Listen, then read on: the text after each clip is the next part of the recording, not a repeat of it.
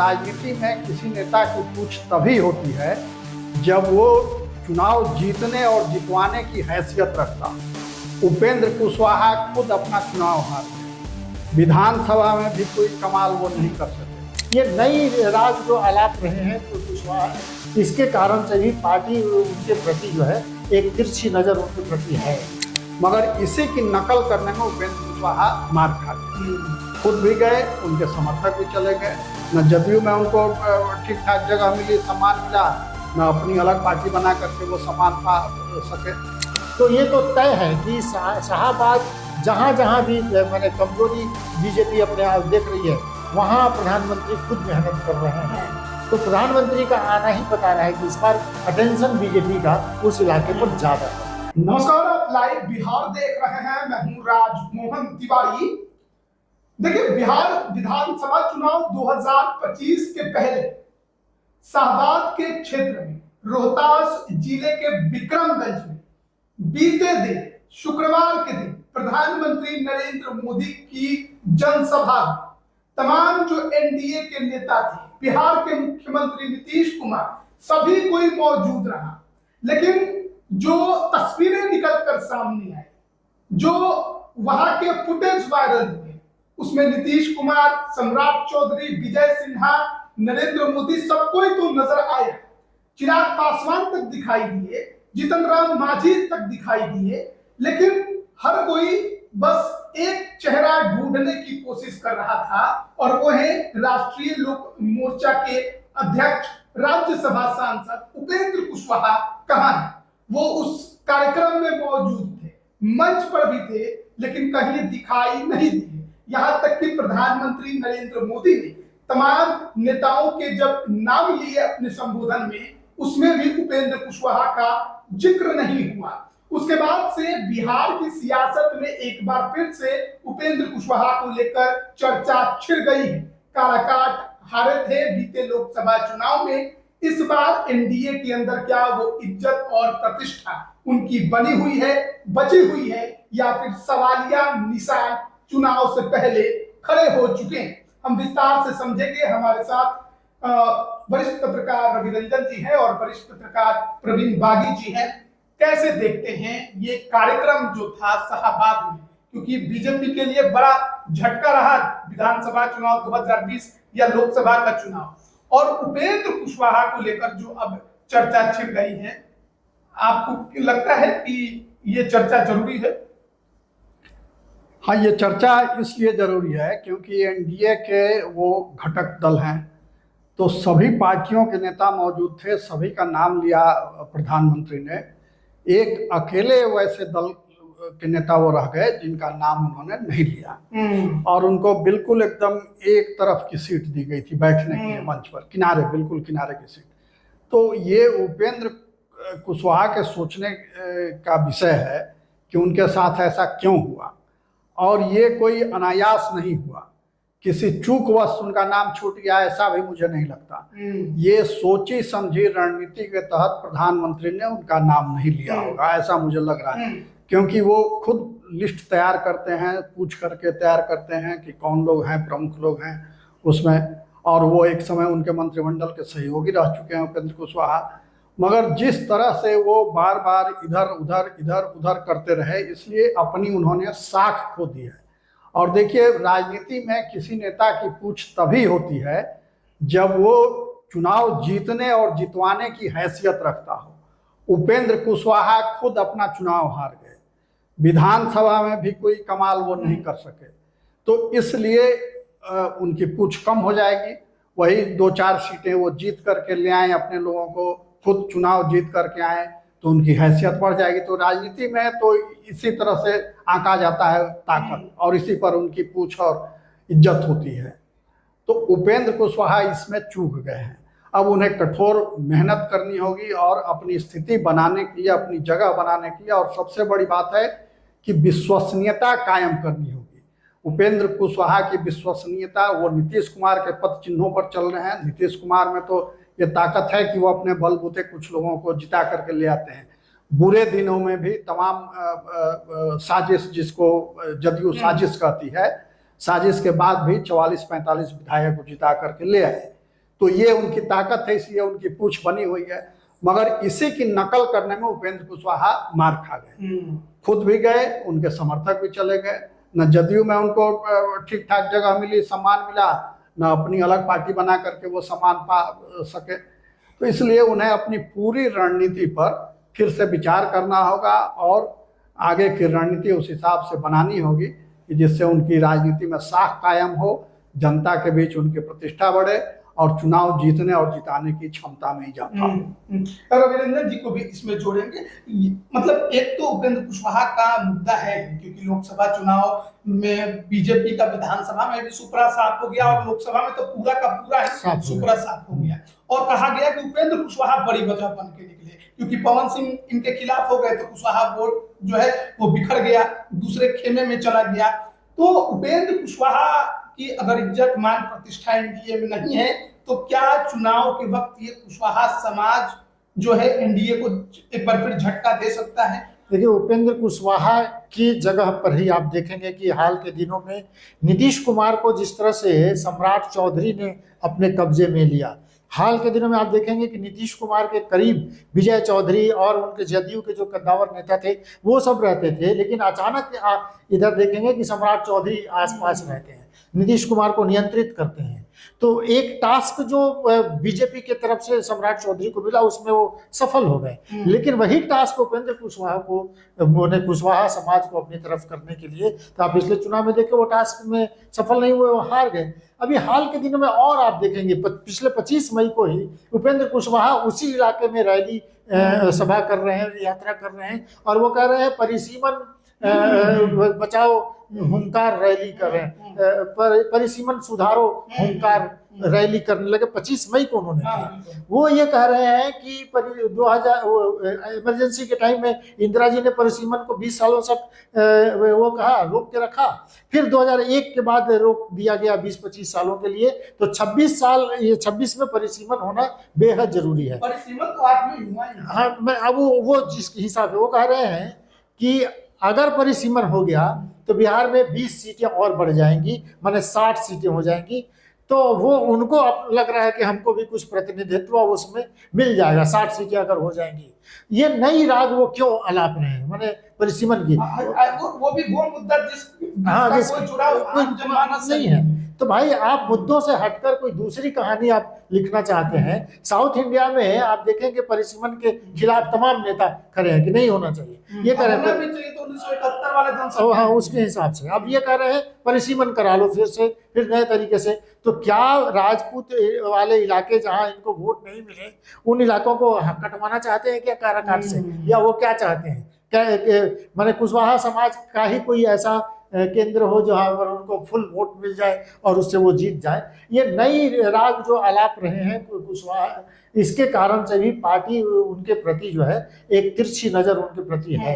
और कुशवाहा समाज को अपनी तरफ आकर्षित करने के लिए सम्राट चौधरी को एक बार फिर वो दिया गया है वो टास्क, और उसमें वो सफल होते दिख रहे हैं। उदाहरण तो दिख गया ना, प्रधानमंत्री ने नीतीश कुमार के ठीक समानांतर कल खड़ा कर दिया सम्राट चौधरी को, जो खुली जीप में वो हाथ हिलाते आ रहे थे, रोड शो कह सकते हैं आप नॉर्मली। तो एक तरफ नीतीश कुमार, दूसरी तरफ सम्राट चौधरी। तो कहा जाए कि उपेंद्र कुशवाहा की जगह अब एनडीए में सम्राट चौधरी ने ले ली है। बिल्कुल ले ली है, और यही वजह है कि उपेंद्र कुशवाहा उपेक्षित हैं। पहले उपेंद्र कुशवाहा की पूछ इसी वजह से थी क्योंकि क्वेरी वोटों का माना जाता था कि उनके प्रभाव में है मतदाता, और वो जिधर जाएंगे वो वोट स्विंग करेगा उधर। मगर जब सम्राट चौधरी की एंट्री हो गई बीजेपी में तो उनकी पूछ कम हो गई उपेंद्र कुशवाहा की, ये बड़ी वजह है। और दूसरे वो जो प्रधानमंत्री के साथ जो जीप में सवार होकर विक्रमगंज में आए, तो ये प्रधानमंत्री की ओर से एक स्पष्ट संकेत दिया गया अपने कैडर को और जनमानस को भी कि हमने एक विकल्प खड़ा कर लिया है। मुख्यमंत्री के पैरेलल सम्राट चौधरी को साथ में खड़ा करके ये दर्शाने की कोशिश की गई कि विकल्प के तौर पर हमारे पास सम्राट चौधरी हैं, यानी कुर्मी नीतीश कुमार तो क्वेरी सम्राट चौधरी, तो इनका विकल्प ये हो सकते हैं। अब जनता को ये फैसला करना है कि वो नीतीश कुमार और सम्राट चौधरी में से किसको ज्यादा पसंद करें। हालांकि अभी तो सब लोग मान रहे हैं कि नीतीश कुमार के नेतृत्व में ही अगली सरकार बनेगी। और सीएम की घोषणा नहीं कोई कर रहा है, इतनी रैलियां हो गई प्रधानमंत्री नरेंद्र मोदी की, लेकिन कोई नहीं कह रहा है कि नीतीश कुमार ही सीएम होंगे। नहीं, मगर ये तो कह रहे हैं कि कोई वैकेंसी नहीं है, अगली सरकार बनेगी इन्हीं के ये नेतृत्व में। प्रदेश के नेता कह रहे हैं। हाँ, प्रदेश के नेता तो साफ साफ कह रहे हैं, प्रदेश के अध्यक्ष जब ये कह रहे हैं तो माना जाएगा कि पार्टी का बयान है। लेकिन सबको ये जरूर पूछ रहा है कि मोदी जी क्यों नहीं कह रहे हैं।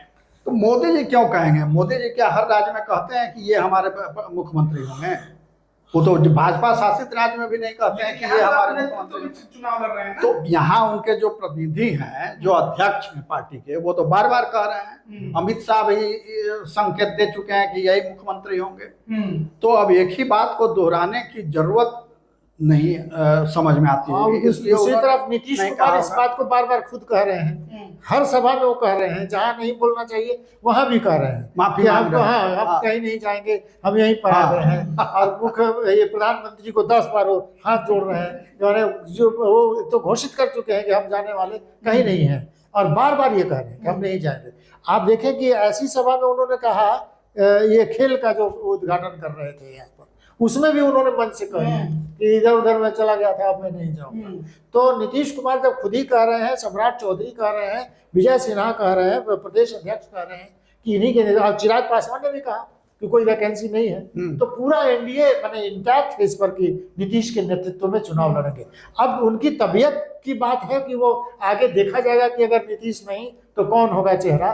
तो शायद इसकी तैयारी में बीजेपी है, भीतर है। बीजेपी इस तैयारी में है जी। नीतीश कुमार अगर मुख्यमंत्री बनने की स्थिति में नहीं होंगे तो उसके लिए विकल्प हम खड़ा कर दिए हुए हैं। यही संकेत कल की सभा में प्रधानमंत्री ने दिया। और देखिए, मुख्यमंत्री वहां नाम भी भूल गए अपने संबोधन में, प्रधानमंत्री का ही नाम भूल गए, अटल बिहारी वाजपेयी का नाम ले बैठे हुए। तो ये, और सबसे रोचक बात तो ये जानना है कि दोनों के बीच बात क्या होती है। मुख्यमंत्री मंच पर जो बैठकर और प्रधानमंत्री के साथ बातचीत कर रहे थे, तो दोनों के बीच क्या बातचीत होती है, इसका खुलासा हो तो बड़ा रोचक दिलचस्प बातचीत होगी। हाँ, वही दो आदमी कर सकते हैं, क्योंकि तीसरा तो वहां सुन भी नहीं पा रहे होंगे। तो ये स्थिति है। लेकिन फिर कुशवाहा की राजनीति की चर्चा करेंगे। लोकसभा चुनाव में कुशवाहा का लालू यादव ने खेला, कई क्षेत्रों में इसका फायदा हुआ पार्टी को या गठबंधन को। उपेंद्र कुशवाहा की राजनीति कमजोर हुई है, चुनाव भी हारे हैं, पार्टी भी बहुत मजबूत नहीं है। दूसरी तरफ आरजेडी ने एक नया कुशवाहा चेहरा खड़ा किया, अभय कुशवाहा औरंगाबाद से।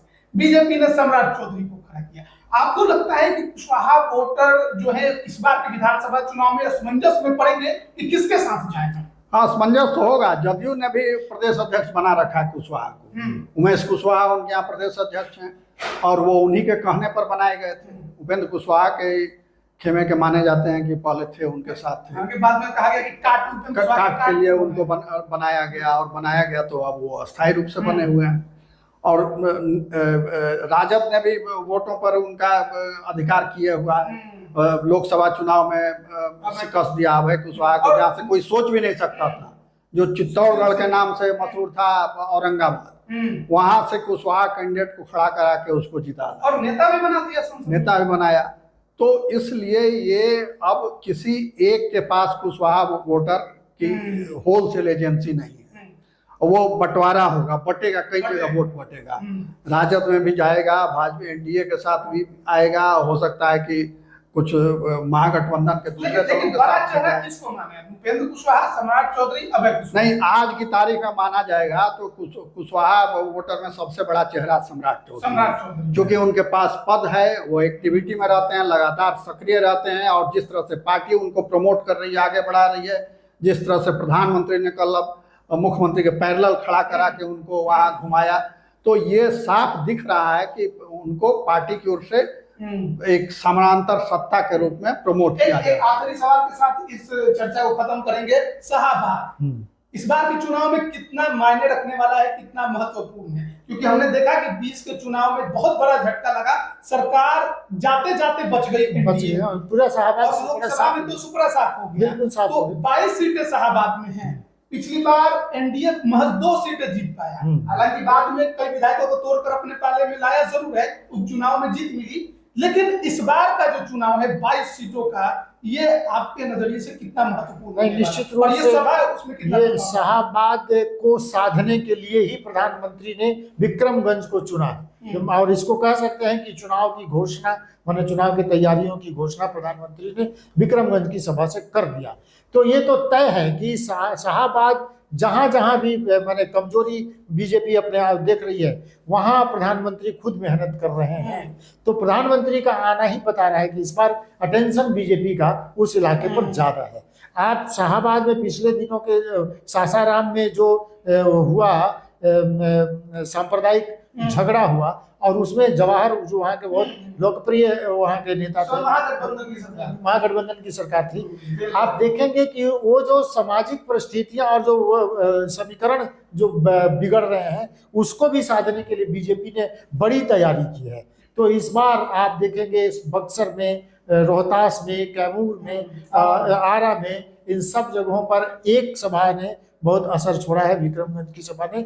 और आप देखेंगे आगे भी भारतीय जनता पार्टी उस इलाके में वो ज्यादा से ज्यादा सीटें जीतने की कोशिश करेगी। आप कैसे देखते हैं ये शाहाबाद? देखिए, शाहाबाद में तो एक तरह से जिसको कहा जाता है सुपड़ा साफ होना, एनडीए की वही स्थिति वहां दो चुनाव से, लोकसभा विधानसभा दोनों चुनाव में। लोकसभा में तो बिल्कुल जीरो हो गए, 4 सीटें उस इलाके की चारों पर चारों हार गए, और विधानसभा में भी 22 सीटों में मात्र 2 सीटें को आई, 20 सीट वो हार गए। बीजेपी को जेडीयू का तो खाता ही नहीं खुला था। तो ये स्थिति है, तो इसलिए ये चिंता का विषय है। और जहां 5, 7, 10 सीटों से सरकार बन बिगड़ रही है, तो वहां एक एक सीट महत्वपूर्ण हो जाती है, और इसलिए वहां इन लोगों ने पूरी ताकत लगाई। कहा जाता था कभी बीजेपी का गढ़ था, उधर से जदयू की भी अच्छी पोजीशन थी, और उधर से किनारे जो यूपी से लगा हुआ क्षेत्र है, वहां से बसपा के 3-4 विधायक हर बार जीत करके आते हैं। इस बार भी जो जमा खान है जदयू में जो मंत्री बने हैं, वो बसपा से ही जीत के आए, क्योंकि कोई मुस्लिम उम्मीदवार कैंडिडेट जीता ही नहीं। बीजेपी ने तो टिकट नहीं दिया, जदयू ने टिकट दिया तो वो भी नहीं जीत पाए, एक भी नहीं जीता। तो अंत में बोरो प्लेयर को अपने साथ शामिल करके मंत्री बनाना पड़ा। तो ये इसलिए चिंता का विषय है प्रधानमंत्री का भी, और इसीलिए वहाँ पार्टी ने सोच विचार करके एक सुनियोजित रणनीति के तहत वहाँ सभा रखी गई कि वहाँ बगल का औरंगाबाद भी जो है उसको भी साधा जा सके। और ये पूरा क्या असर इसका पड़ेगा इस सभा का? भीड़ तो जुट जाती है, क्योंकि सरकारी आयोजन होता है तो सुविधाओं की कमी नहीं होती है, पूरी सरकार लगी होती है सभा को सफल बनाने में। तो भीड़ जुट जाना कोई लोकप्रियता का पैमाना मैं नहीं मानता, और कोई सभा सफल हो जाए वो भी नहीं। सरकार की सुविधा हो जाएगी तो कहीं भी भीड़ जुट जाएगी। विपक्ष में रह के आप भीड़ जुटाइए तब बड़ी बात होती है।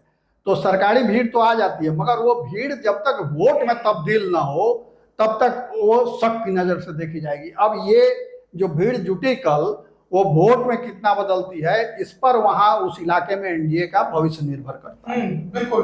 तो हम चर्चा कर रहे थे उपेंद्र कुशवाहा को लेकर, प्रधानमंत्री के विक्रमगंज जनसभा को लेकर, नीतीश कुमार सम्राट चौधरी। आप क्या राय रखते हैं कमेंट करके जरूर बताएं। आप सभी का बहुत बहुत धन्यवाद।